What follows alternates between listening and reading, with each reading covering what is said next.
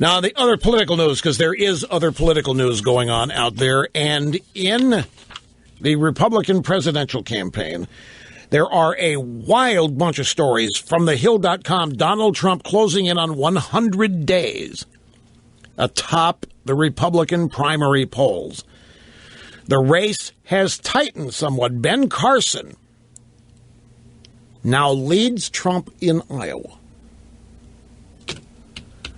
And the political establishment is shocked. Now, Ben Carson, they shouldn't be. Carson has been working Iowa like crazy. He spent a lot of time there. He's giving Iowa a lot of attention. The details are these. Ben Carson has surged past Donald Trump in Iowa. This is a Quinnipiac University poll, likely Republican caucus participants. That's just out today.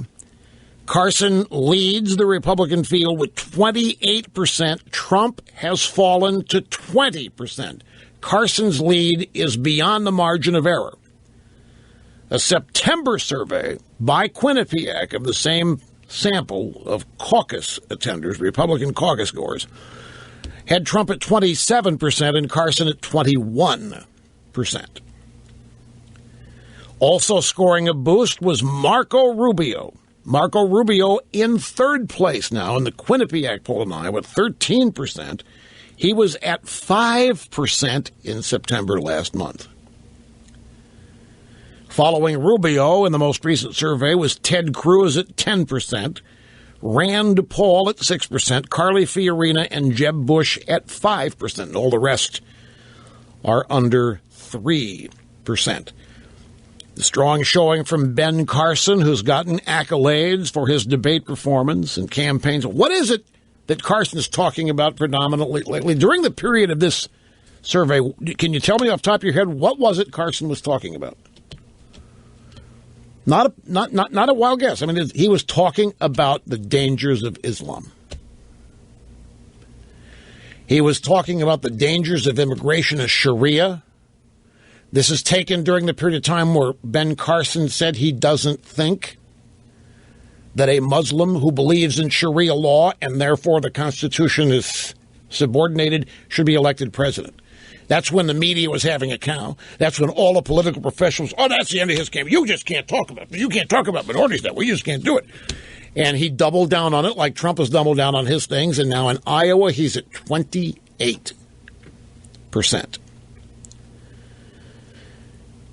Here's how the Politico writes about it, in fact. The strong showing from Ben Carson, who has gotten accolades for his debate performance and campaign style, despite tossing out some inflammatory comments about Muslims and mass shootings, comes in part from his support from women who back Carson by 33%.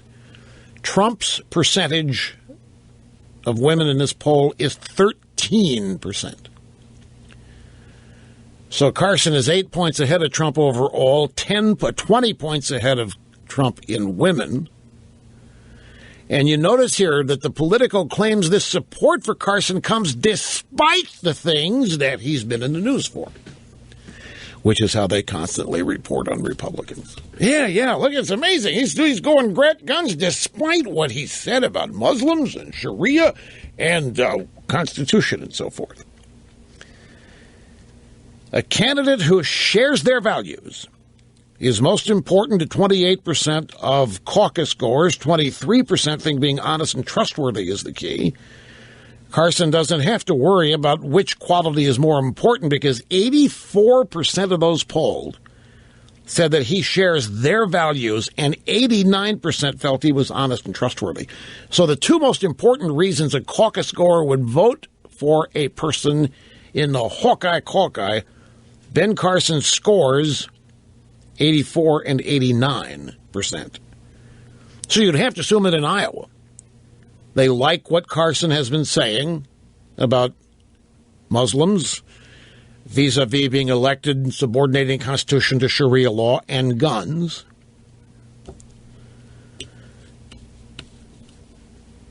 Donald Trump now says he would be open to closing U.S. mosques to fight ISIS. Anyway, I got to take a break here, folks. That could steer us into this. I really want to get into something today about this daily soap opera in Washington and how really it is a script that is written and how we only see 10% of what makes the news each day. And it relates to the presidential campaign and the Rubio, or the Paul Ryan Speaker of the House story as well. That and your phone calls are coming up, so hang in there. Be right back.